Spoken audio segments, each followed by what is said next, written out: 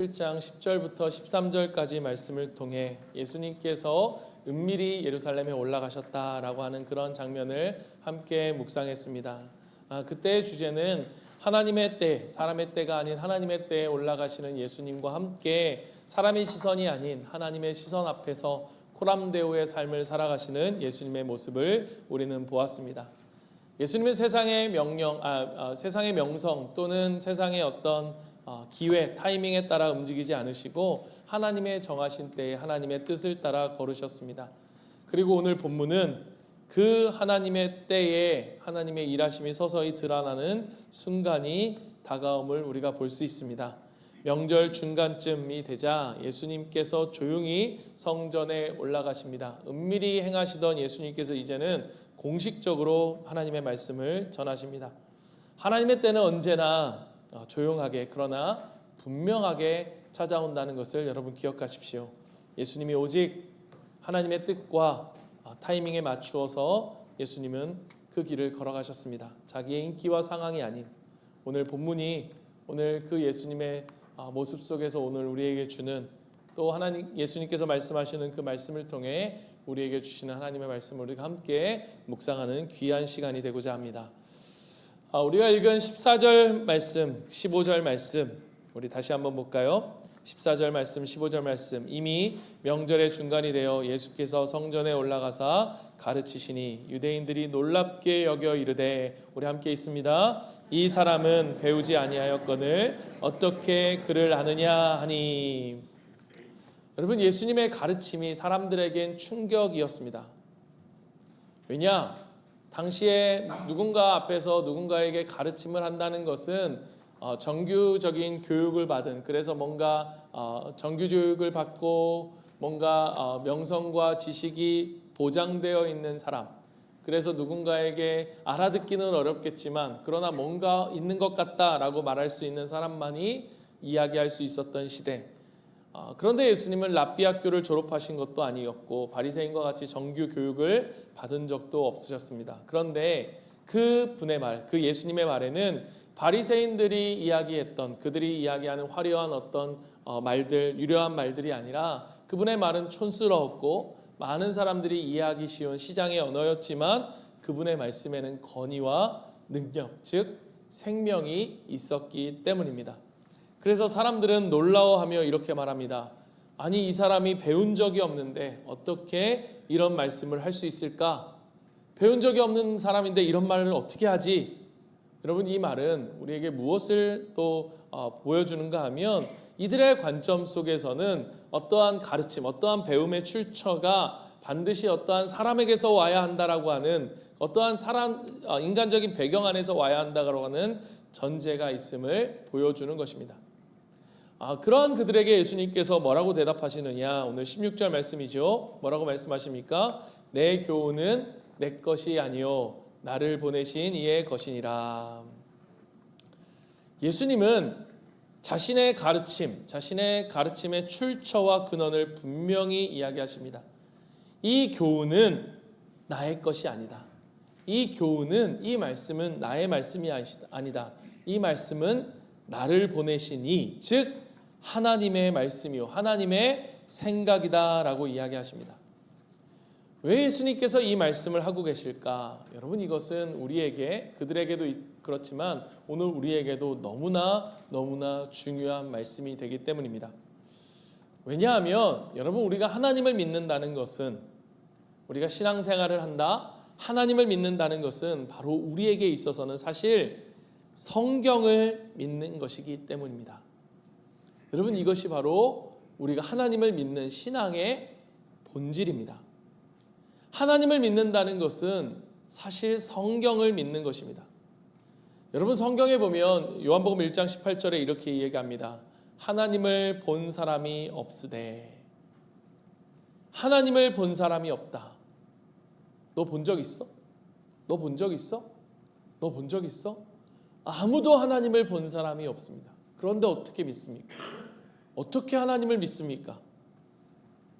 바로 이 말씀이 있기 때문에, 이 말씀을 믿는 것이고, 이 말씀 곧 성경은 하나님이시라는 거예요. 여러분, 우리가 생각해 보십시오. 우리가 누군가를 믿는다고 할 때 사실 그 누군가를 믿는다라고 하는 것의 실체는 그 사람의 말을 믿는 거죠. 나는 그 사람을 믿어 라고 했을 때 그 사람이 하는 말을 믿는 것입니다. 우리가 믿어서 결혼한 거 아닙니까? 내 손에 물 한 방울 묻히지 않겠다라고 했던 그 말에 믿음을 가지고 여러분 여기까지 온 거 아닙니까? 속았지만 어쨌든 그 사람을 믿는다는 것은 그 사람의 말을 믿는 거죠. 오늘 우리가 하나님을 믿는다고 할 때 우리는요, 하나님의 말씀, 즉 성경을 믿는 것입니다. 왜냐? 이 성경은 곧 하나님의 말씀이고 그 말씀이 곧 하나님이시기 때문입니다. 그래서 여러분, 우리가 생명의 삶을 하면 여러분 생명의 삶의 순서가 있는데요, 그 가운데 중간쯤 오면 우리가 지난주에 배웠는데 생명의 삶을 보면 하나님에 대해서 우리가 배웁니다. 그런데 이 하나님에 대해서 배우기 전에 뭐가 앞서오느냐? 바로 성경이 앞서옵니다. 왜 성경이 하나님보다 앞설까? 여러분, 성경은 단지 어떤 종교적인 텍스트가 아니라 하나님의 호흡이 담긴 생명의 말씀입니다. 여러분, 우리가 잘 아는 말씀이 있죠. 디모데후서 3장 16절 17절 말씀, 우리 같이 한번 읽어볼까요? 시작. 모든 성경은 하나님의 감동으로 된 것으로 교훈과 책망과 바르게 함과 의로 교육하기에 유익하니 이는 하나님의 사람으로 온전하게 하며 모든 선한 일을 행할 능력을 갖추게 하려 함이라. 아멘. 여러분, 성경이 누구에 의해 쓰여졌는가? 여러분, 성경이 누구에 의해 쓰여졌습니까? 너무 거룩한 우리 하나님에 의해 쓰여졌죠. 맞습니다. 그런데 여러분, 1차적으로 성경은 누구에 의해 쓰여졌습니까? 사람에 의해 쓰여졌죠. 우리가 모세오경, 창세기, 출애굽기, 레위기, 민수기, 신명기, 우리가 이른바 모세오경이라고 불리는 이 책은 누가 쓴 것입니까? 모세가 쓴 거죠. 우리 마태복음 누가 썼죠? 제가 쓴 거 아닙니다. 마태가 썼습니다. 갑자기 목사님이요 이러면 안 됩니다. 마태가 썼습니다. 여러분, 생각해 보십시오. 이 성경에는 저자가 있는데요, 이 성경의 저자는 40여 명의 저자가 있고 그 성경이 기록된 것은 구약부터 신약의 마지막 요한계시록까지를 보면 1400여 년에 걸쳐서 쓰여졌습니다. 여러분, 이 1400여 년에 걸쳐서 40명이 쓴 이 책이, 성경의 책이 오류가 없이 모순이 없이 정말로 처음부터 끝까지 오직 한 사람만을 예언하고, 그리고 신약에 이르면 그 한 사람이 그 사람 예수 그리스도로 인하여서 정확히 이루어졌음을 말한다고 한다고 하면 여러분, 사실 이건 말이 안 되죠.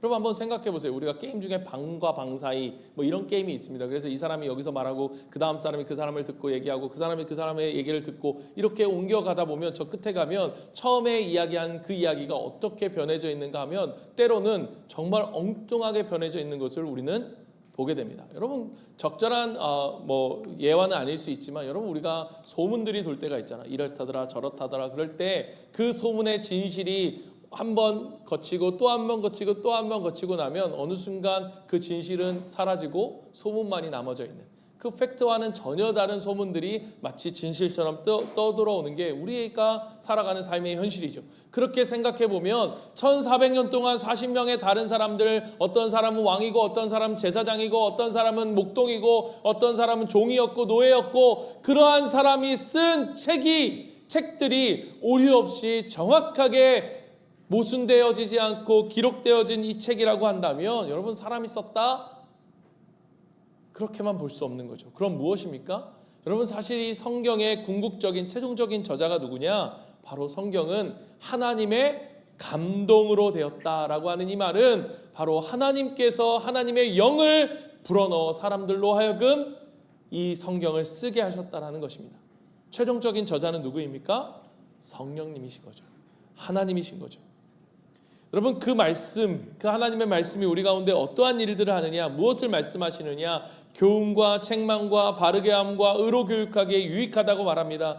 교훈이 무엇입니까? 올바른 생각을 가르쳐주는 것. 책망은 무엇입니까?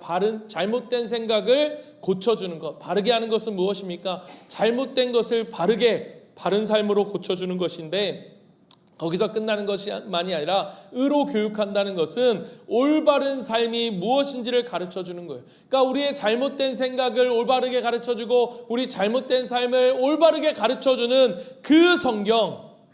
여러분 쉽게 말하면 여러분 이렇게 좀 이해하면 될 것 같습니다. 여러분 저는 요리를 잘 못합니다. 요리에 별로 취미도 없고 관심도 없습니다. 그런데 제 인생에 요리를 즐겨했던 딱 그 시기가 있었습니다. 그때가 언제냐면 제 아내가 셋째 아이를 낳고 집에 돌아와서 몸조리를 할 때, 여러분 이제 싱가포르는 조리원이 없기 때문에 이제 아이를 이제 나면 그 다음 날 이제 집으로 오는 거예요. 그래서 이 아이를 돌봐야 되는데 아내가 요리를 할 수는 없지 않습니까? 제가 이제 몸조리를 해준다고 이제 아이들을 요리해서 먹이고 아내에게도 좀 주고 그렇게 이제 한 2주를 있었습니다. 그러니까 요리의 요자도 알지 못하는 제가 어떻게 합니까?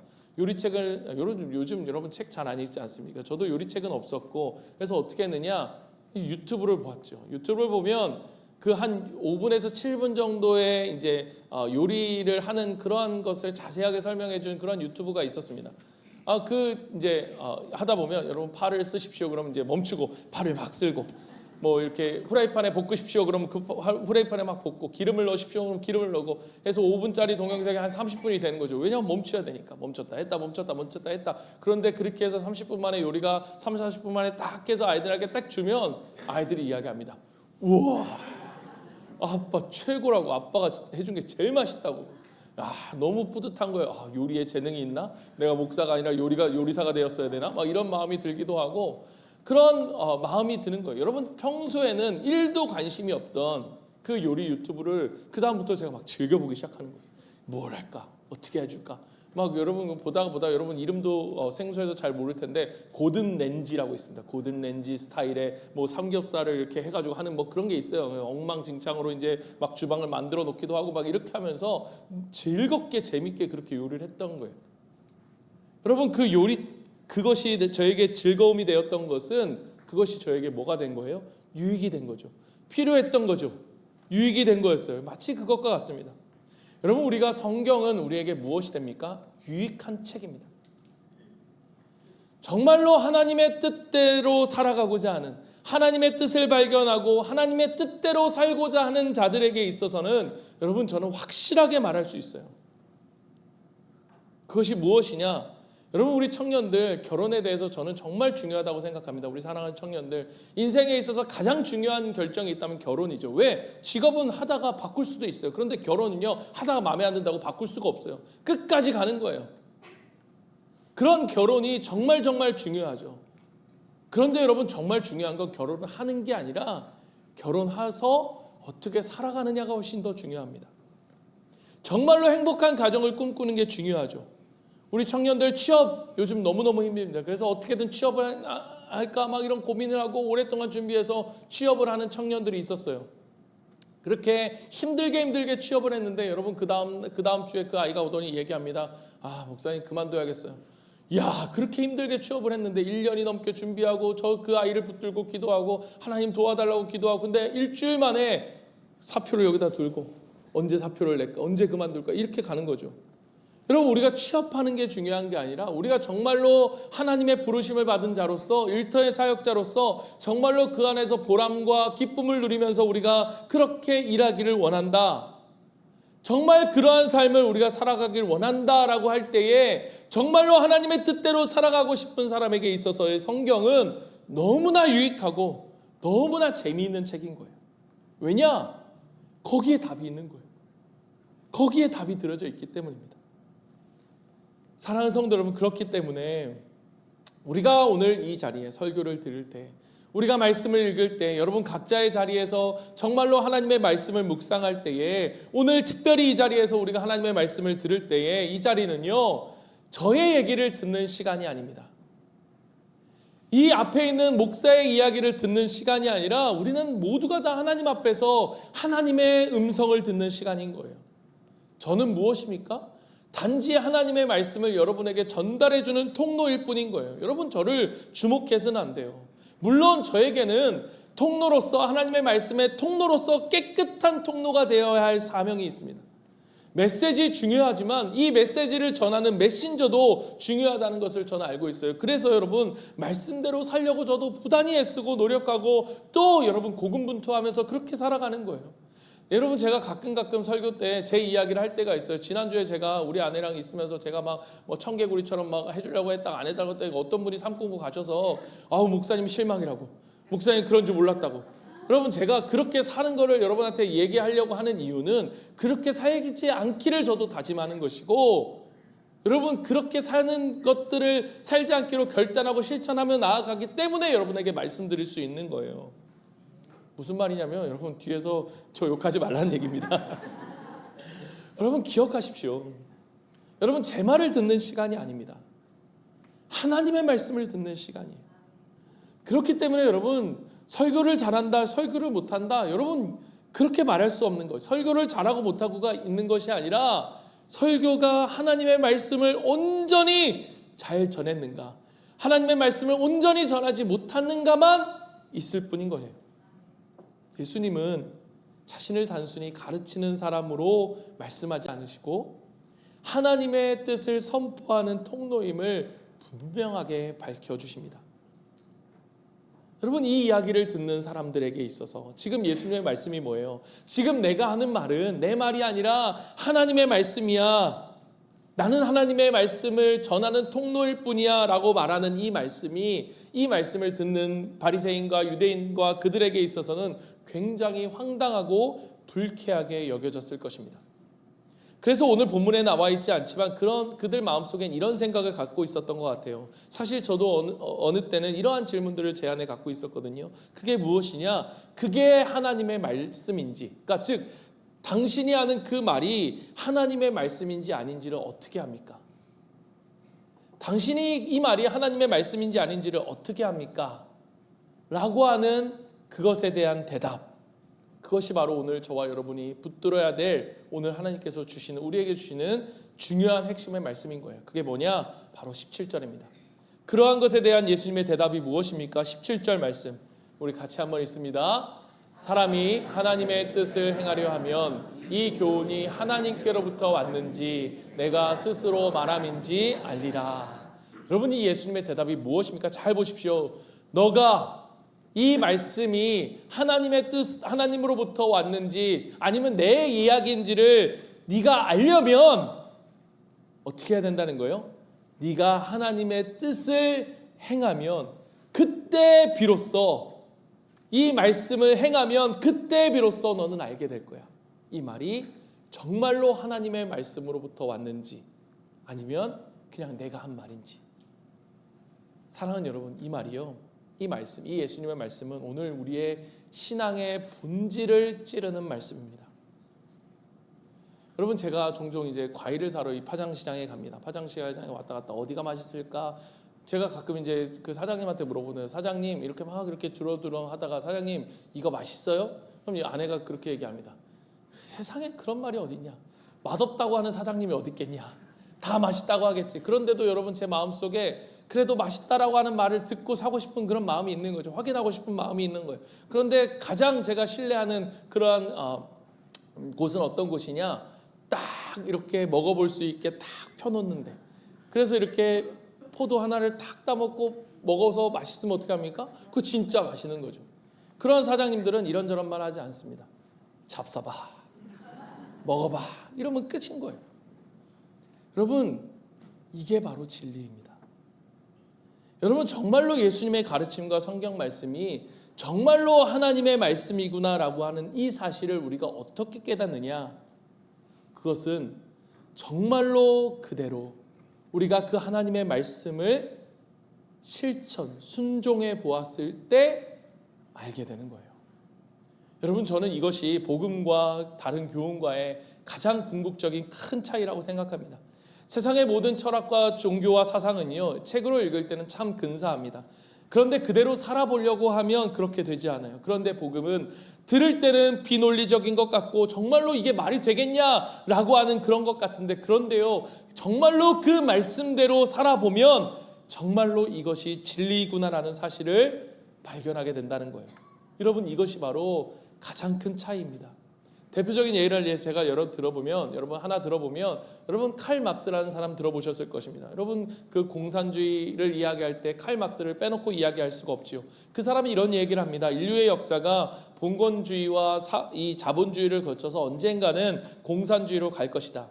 그래서 이 사람이 모든 사유 재산을 다 없애고 가난한 사람, 부자 모두가 다 같이 똑같이 잘 살아보자. 여러분 얼마나 좋습니까? 그래서 여러분 우리가 일제시대 봉건 사회를 지나서 조선이라고 하는 그러한 시대를 지나서 일제시대를 겪으면서 이 조국의 해방 시기에 이 이론들로 많은 그러한 지식인들이 이 이론에 끌린 거예요. 안 끌릴 수가 없죠. 여러분 그렇게 계급이 있는 사회에서 봉건주의 사회에서 억눌려 살아가다가 또 일본의 식민지 그렇게 힘들게 살아오다가 모두가 다 잘 살아보자, 모든 사람은 다 평등하다라고 하는 이 이론에 끌리지 않으면 여러분 오히려 이상한 거 아니겠습니까? 그런데 어떻게 되었습니까? 해보니까 어떻게 돼요? 우리가 보았잖아요. 어떻게 됩니까? 그게 그들의 한계인 거예요. 세상의 모든 사상과 종교와 철학은 그렇게 들을 때는 근사하게 들리지만 정말로 그대로 살아보면요, 그게요 우리를 성공의 길이 아닌 멸망의 길로 이끈다는 거예요. 왜냐? 그것이 우리의 사람의 본성과 죄를 바꾸어 놓을 수 없기 때문입니다. 그래서 결국은 억압과 권력으로 끝이 나는 거예요. 이것이 인간의 사상과 하나님의 말씀의 차이인 것입니다. 그런데 하나님의 말씀, 정말로 이 하나님의 말씀만은요, 정말로 이 말씀대로 살아보고 정말로 말씀대로 실천해보면 볼수록 이것이 진리라는 사실을 깨닫고 이것이 우리에게 유익을 준다는 거예요. 더 큰 행복과 축복을 가져오는 것이다라는 사실을 우리가 알게 되는 거예요. 사랑하는 여러분 정말로 하나님의 살아계심을 여러분 체험하길 원하십니까? 여러분의 하나님의 사랑과 하나님의 능력을 경험하길 원하십니까? 여러분 자신에게 한번 말해보세요. 여러분 정말로 원하는가? 정말로 원한다면 여러분 답은 이거예요. 여러분 하나님의 말씀대로 사십시오. 여러분 하나님의 말씀대로 살아보시길 바랍니다. 여러분 우리 가운데 교회를 너무 오래 다녀서 이런 설교를 들어도 저런 설교를 들어도 별로 감흥이 없고 그런 분들이 있죠. 그리고 어떤 분들은 그렇게 들었는데도 마음에 확신이 없는 분들, 그냥 신앙생활이 어떤 한 종교생활이 되어버린 분들이 분명히 계실 거예요. 여러분 저는요 신앙생활, 예수님을 믿는다는 것은요 모험이라고 생각합니다. 여러분 모험, 믿음의 모험, 우리가 모험에 관한 모험을 하는 그러한 영화들을 보면 2시간 내내 그 영화를 보면서 굉장히 다이내믹하죠. 굉장히 긴장의 연속이죠. 와 재밌다, 와 신난다. 그게 모험입니다. 한시도 따분할 틈이 없는 그러한 모험의 삶, 그러한 즐거움과 그러한 기쁨을 경험하는 여러분 비결을 제가 알려드릴게요. 그게 뭐냐? 그게 바로 하나님의 뜻대로 사는 거예요. 하나님의 말씀에 순종하는 삶을 살아가는 것입니다. 여러분 그것은 확신이 있은 다음에 하나님의 뜻을 행하는 것이 아니에요. 하나님의 뜻을 행한 다음에 우리는 하나님의 인자하심과 그의 능력을 체험할 수 있기 때문입니다. 그렇게 믿음의 순종이라는 경험을 통해서 우리에게 확신이 다가오는 거예요. 여러분 이게 바로 세상의 진리와 복음의 차이인 거예요. 사랑하는 여러분, 제가 예전에 알던 친구가 있었습니다. 이 친구는 믿음 생활한 지가 얼마 안 되는 친구였어요. 저는 여러분이 아는 것처럼 모태신앙이었고 이 친구를 싱가포르에서 만났는데, 그런데 여러분 이 친구의 삶을 가만히 들여다보니까 여러분 제게는 없는 그 친구에게만 있는 그 무언가가 있었는데, 그게 뭐냐? 이 친구는 정말로 매일매일 하나님과 함께 하나님 곁에서 살아가는 것 같은 그러한 삶을 사는 거예요. 분명히 이야기해보면 성경 지식이요 제가 훨씬 더 많았습니다. 신학 공부했죠. 오랫동안 여러분 신앙생활했죠.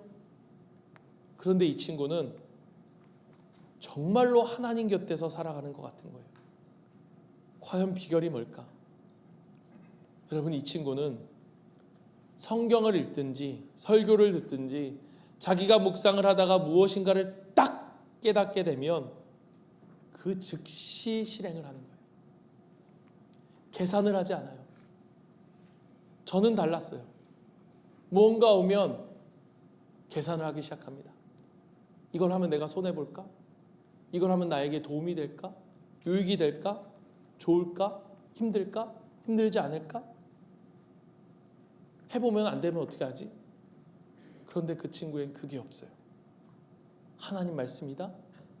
즉시 실행을 하는 거예요. 제가 그때 깨달았어요. 아, 이거구나. 제가 신앙생활을 며칠 하는 그 친구에게 그걸 배운 거예요. 하나님의 능력을 체험하는, 우리에게 이 믿음의 삶은 모험의 삶인데 정말로 살아계신 하나님의 능력을 체험하는 것은 이해로부터 오는 것이 아니구나. 하나님의 뜻대로 하나님의 말씀을 행하는 순종으로부터 비롯되는구나. 여러분, 그 다음부터 제 삶이 달라지기 시작했어요. 여러분, 말씀은 지식의 문제가 아니라 순종의 문제입니다. 여러분, 진리를 깨닫는 것은 머리로가 아니라 순종하는 마음으로 가능한 거예요. 왜냐? 우리에게 성경을 주신 하나님의 말씀은, 이 성경은 머리로 이해하기 위해 주신 말씀이 아니라 우리로 하여금 그 말씀대로 살라고 주신, 우리에게 순종을 요구하는 말씀이기 때문입니다. 여러분, 내 마음속에 믿음의 슬럼프, 영적인 침체 가운데 있다. 어떤 말씀을 들어도 어떤 확신이 들어지지 않는다. 내 마음속에 미지근한 신앙, 정말로 하나님이 살아계신지, 정말로 그 하나님의 생명이 내 안에 없는 것 같다라고 하시는 분이 계시다면, 사랑하는 여러분, 하나님의 뜻을 순종하시길 바랍니다. 개혁신학은 우리에게 이렇게 이야기합니다. 이것을 지식과 순종의 통합이라고 이야기합니다. 신앙은 단지 정보를 얻는 것이 아니라, 정보를 아는 것이 아니라 하나님께 순종함으로 아는 것이기 때문입니다. 하나님을 아는 지식은 언제나 하나님께 순종하려고 하는 그 마음 속에서, 그 순종 속에서 자라나는 거예요. 사랑하는 여러분, 이 사실을 기억하십시오. 그래서 예수님이 말씀하시는 거예요. 하나님의 뜻을 행하면 그때 비로소 너가 알게 될 것이다. 순종이 이해보다 앞섭니다. 성경의 모든 사람의 삶이 그랬어요. 여러분 제가 두 사람만 예를 들어볼까요? 여러분, 노아를 생각해 보십시오.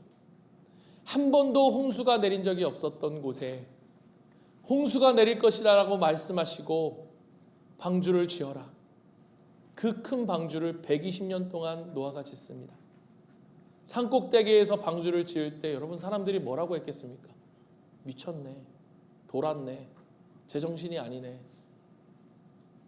사람들이 비웃고 조롱했을 것입니다. 그러나 노아는 하나님의 말씀에 순종합니다. 그 순종함을 통해 그는 하나님의 계획을 알게 되죠. 하나님의 일하심을 경험하게 되죠. 여러분, 노아만 그렇습니까? 여러분, 우리가 잘 아는 베드로, 밤새 물고기를 잡으려 했지만 한 마리도 잡지 못합니다. 이제 오늘은 안 되겠다, 그물을 젓고 들어오려고 하는 그때에 멀리서 예수님이 말씀하십니다. 베드로야, 깊은 곳에 가서 그물을 내려봐라. 내일 할게요. 이미 다 정리했는데 다음에 할게요. 오늘은 그냥 여기까지인 것 같습니다. 예수님은 애 안 키워봤잖아요. 애는 제가 더 잘합니다. 제가 더 잘 키웁니다. 이 애는 제 애입니다. 누구보다도 제가 잘합니다.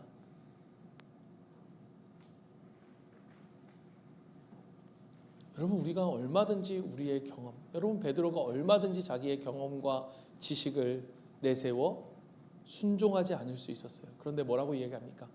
주님의 말씀에 의지하여 내가 그물을 내리리이다. 접었던, 거두었던 그물을 다시 가서 예수님이 말씀하신 곳에 그물을 내립니다. 그 순간 어떻게 되어집니까?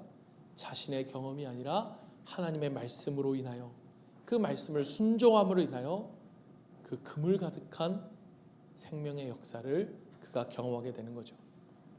개혁주의, 또 다른 말로 칼빈주의라고 이야기합니다. 그 칼빈이 이렇게 말합니다. 하나님을 알면 경외함 없이 불가능하다. 여러분, 경외함이 무엇입니까? 아이들에게 얘들아 방 청소해, 얘들아 뭐해, 네 알고 있어요, 네. 2번 대답합니다. 3번 대답합니다. 4번 대답합니다. 열불이 납니다. 야, 엄마 무시하는 거야? 아빠 말이 말같이랑 안 들어? 여러분, 경외함은 무엇입니까? 네 라고 말하는 게 아니라 네 하고 뭐 하는 거예요? 순종하는 거예요. 경외함은 듣고 순종하는 것입니다. 하나님을 알면 순종함 없이는 불가능합니다. 예수님 지금 이 말씀을 하시는 거예요. 하나님의 뜻을 행하면 그때 비로소 네가 알게 될 것이다. 여러분, 진리는 순종을 통하여서 확증되어집니다. 제가 이번 주에 목회자 컨퍼런스를 가서 커플의 삶을 들었습니다. 제가 커플의 삶을 들은 이유는 우리 청년들에게 정말로, 제가 아까 말했지만 우리 청년들에게 정말 중요한 것이 있다면 저는 결혼이라고 생각합니다. 결혼을 이루기 위해선 연애가 필요하죠. 그러면 우리가 어떻게 말씀 안에서 연애할 것이냐, 그리고 어떻게 결혼을 준비해 갈 것이냐, 제가 우리 청년들에게 정말 이거를 잘 가르쳐주고 이야기해주고 싶어서 제가 커플의 삶을 들었습니다. 근데 그 커플의 삶을 들으면서 참 많은 것들을 깨달았는데, 그때 목사님이 하신 말 중에 이런 말이 있었습니다. 여러분, 영어를 배울 때 우리가 그 미국 사람들의 독특한 영어 방식이 있어요. 그들의 사고 방식이 있어요. 여러분 다 우리 영어 좀 하잖아요, 그렇죠? Hello, hi, this is 뭐 이러면서 my name is, 그렇죠? 최승규 집사님 너무 잘하시잖아요. 네, 다 합니다. 그런데 여러분, 우리가 그들이 말하는 걸 다 이해해서 합니까? 여러분, 영어를 쓰는 미국 사람들은 미국 사람들만의 사고방식이, 우리가 이해할 수 없는 사고방식이 있어요. 그래서 나는 이해할 수 없으니까 내가 쓰고 싶은 대로 영어를 쓰겠다. 여러분, 그런 사람 아무도 없을걸요? 그들의 사고방식을 다 이해할 수 없지만 그들이 그렇게 쓰기 때문에 우리는 어떻게 해요? 외우죠. 여러분, 외워야 된다는 거예요. 그들을 어떻게 다 이해하냐? 그냥 외우라는 거예요. 여러분, 우리가 싸우면서 제일 많이 부부싸움 할 때 하는 말이 있죠. 당신 왜 그래? 도대체 왜 그러는 거야? 오늘도 오기 전에 그런 사람이 있을 겁니다. 분명히 빨리 가야 되는데 막 느리느리 가면 왜 그래? 진짜 왜 그러는 거야? 이해가 안 가는 거예요. 왜? 그쵸, 건희 형제 이해 안 가잖아요. 왜? 왜 그러는 거야? 이해하지 말고 어떻게 하는 거예요? 외우라는 거예요. 어떻게 아내를 다 이해하냐? 어떻게 남편을 다 이해하냐? 30년, 40년을 그렇게 살아왔는데 다른 사람은 다른 것이고 틀린 게 아니니까 어떻게 하라는 거예요? 외우라는 거예요. 우리 아내는 이렇구나. 우리 아내는 이걸 좋아하는구나. 우리 남편은 이걸 싫어하는구나. 우리 남편은 이런 스타일인구나. 외우라는 거예요. 그래서 외워서 받아들이는 거예요. 하물며 우리가 상대방 배우자도 그런데 여러분, 하나님을 여러분 다 이해할 수 있습니까? 여러분, 어떻게 하나님을 다 이해해요? 그래서 우리가 말하는 거잖아요. 이해할 수 없기 때문에 하나님을 믿는다. 여러분, 죄송하지만 나는 이해해야만 하나님을 믿겠다, 이해해야만 순종해야겠다, 여러분 절대로 그분은 계속 할 수 없을 거예요. 말씀을 정리합니다. 사랑하는 여러분, 믿음의 슬럼프를 겪고 있습니까? 내가 20년 동안 교회를 다녔는데, 내가 신앙생활한 지 모태 신앙인데 아무리 말씀을 들어도 감동이 없고 예배 어쩔 수 없이 드리는 그러한 의무처럼 느껴지십니까? 이유는 단순해요. 말씀이 지식으로만 머물러 있기 때문입니다.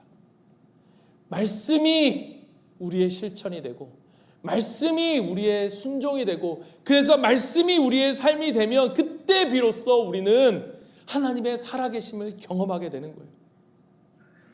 사랑하는 성도 여러분, 그러나 오해하지 마십시오. 하나님이 우리에게 완전한 순종을 요구하시는 게 아니에요. 지금 나를 향한 그 한 가지 뜻을 우리에게 행하길 원하십니다. 여러분, 정말로 가정 가운데 하나님을 경험하길 원하십니까? 우리의 가정이 정말로 행복한 가정이 되길 원하십니까? 어떻게 하면 됩니까? 여러분, 아내 여러분, 남편에게 순종하십시오. 남편 여러분, 아내를 내 몸과 같이 사랑하십시오. 여러분, 정말로 자녀가 복받고 정말로 자녀가 잘 되길 원하십니까? 어떻게 하면 됩니까? 그들에게 말씀을 나누어 줘야죠. 그래서 우리가 예배를 세워가려고 하는 거 아닙니까? 여러분, 정말로 물질의 자유함, 재정의 자유함을 누리며 살아가길 원하십니까? 먼저 그의 나라와 그의 의를 구하라. 그리하면 이 모든 것을 채워주실 것이다. 사랑하는 여러분, 말씀이 지식으로만 남으면 우리에게 부담이지만 그 말씀이 순종으로 옮겨질 때 그것은 우리에게 기쁨과 자유가 됩니다. 오늘 하나님 우리에게 묻고 계십니다. 너는 지금 내 말씀을 알고 있는가? 아니면 너는 내 말씀에 순종하고 있는가? 여러분, 신앙의 진짜 힘은 알미 아니라 행함, 즉 순종에 있습니다. 말씀은 지식이 아니라 순종입니다. 하나님의 말씀을 순종하는 것. 여러분, 하나님을 정말로 경험하며 살아가길 원하신다면 그건 이론으로 되지 않습니다. 특별히 여러분 모태신앙, 여러분 저도 모태신앙, 여러분 이게 얼마나 복됩니까? 제게 있어서 가장 큰 복이라고 말하면 저는 모태신앙이라고 생각해요. 그런데 왜 이런 모태신앙이 되어버렸습니까? 모태신앙이 되어버린 분들, 여러분 교회 20년 차나 20년 30년을 다녔는데 불구하고 아직도 내가 하나님의 살아계심을 경험하면서 살아가지 못하는, 그러한 온전히 드리지 못하며 살아가시는 분들, 설교를 너무 많이 들어서 익숙해져 있지만 정말 무감각하게 살아가는 여러분 분들이 있다면 여러분에게 정말로 권면하고 싶은 거 뭐냐? 삶 공부를 하십시오. 삶 공부. 여러분, 제가 여러분 공부하라고 말하는 게 아니고, 여러분 왜 우리가 삶 공부라고 하는지 아십니까? 말씀대로 사는 거예요. 그 주에 배운 거를 그 주에 살아보는 거예요. 그때 우리는 깨닫게 돼요. 하나님의 살아있음을 체험하게 되고 하나님의 능력을 경험하게 되는 거예요. 그 순간 우리는 하나님이 우리를 향한 그 소원, 하나님의 뜻에 순종함으로써 이루어지는 것입니다. 여러분, 제가 마지막으로 이 말만 하고 끝날게요. 여러분, 이번에 생명의 삶을 하신 집사님 한 분이 계세요. 제가 누구라고 말씀드리지 않습니다. 여러분, 이분이요 정말 할 수 없는 상황이었어요. 왜냐하면 이분이 일하는 게 뭐 2교대 3교대 막 이렇게 가기 때문에요 스케줄을 바꿀 수가 없어요. 그런데 그분이요 목자 목녀님의 권면을 받고, 그래도 제가 이번에 한번 해보겠습니다 라고 하는 결단을 가지고 생명의 삶에 신청하신 거예요. 그리고서 저에게 말하더라고요. 목사님, 제가 한 달에 한 번 정도, 2번 정도로 못 나올 수 있습니다. 제가 말씀드렸어요. 기도합시다. 하나님이 분명히 원하셨다면 하나님이 분명히 그 모든 것들을 잘 해결해 주실 거라고 믿습니다. 그리고 여러분, 그분이요 놀라운 은혜를 경험합니다. 그게 뭐냐? 정말로 지금까지 한 번도 그렇게 되지 않았는데 갑자기 스케줄이 쫙 정리가 되는 거예요. 지금 한 2달을 오면서 한 번도 그분이 빠진 적이 없었거든요. 그분 옆에 있는 믿지 않는 분이 그분에게 이런 말을 하더라고요. 야, 진짜 하나님이 있나 보다. 야, 네 기도를 들으시네. 이게 진짜 이렇게 될 수가 없는데 정말 그 교회 목사님 대단하시네. 옆에 기도해 주니까 정말 되네. 여러분, 저만 기도했겠습니까? 목자, 목녀님, 많은 분들이 그분을 위해 기도했겠죠. 여러분, 그렇게 순종함을 통해 우리는 하나님을 경험해 가는 거예요. 사랑하는 여러분, 오늘 하나님의 말씀이 여러분의 간에 들렸다면 여러분 아멘으로 나아가십시오. 그게 믿음의 출발점이에요. 하나님을 알고도 순종하지 않으면 여러분 우리는 그냥 종교인이 될 뿐이에요. 그러나 하나님의 말씀에 순종하면 우리는 하나님의 말씀에 순종하는 제자가 되어집니다. 정말 그 말씀을 믿고 우리의 삶을 던져볼 수 있는 그 믿음의 모험의 삶, 그리고 하나님의 능력과 하나님의 역사를 우리는 체험하게 될 것입니다. 이 자리에서 오늘 우리에게 주시는 말씀 가운데 하나님의 뜻 이해돼서가 아니라 하나님의 말씀이기에 순종으로 결단하며 그 하나님의 놀라운 능력을 경험해가는 저와 여러분이 되기를 간절히 축복합니다. 우리 시간 말씀을 기억하면서 우리 잠시 묵상하는 시간을 갖습니다. 여러분, 우리가 묵상할 때 이 질문은 이것입니다. 여러분, 우리가 여전히 우리가 아는 것으로, 이해하는 것으로 우리의 신앙이 멈춰져 있진 않은가? 여러분, 우리가 이해하려 애쓰는 것보다 우리에게 필요한 건 무엇입니까? 순종하는 것입니다. 오늘 우리에게 원하시는 것이 무엇일까? 하나님이 나에게 정말로 순종하기 원하시는 것이 무엇일까? 여러분, 그 믿음의 모험, 그 순종을 하나님께 드려보는 거예요. 그럼 반드시 하나님은 그 가운데 역사하실 것입니다. 여러분, 오늘 이 말씀을 붙들고 우리 잠시 하나님께 묵상하고 결단하는 시간을 갖도록 하겠습니다. 하나님, 주님,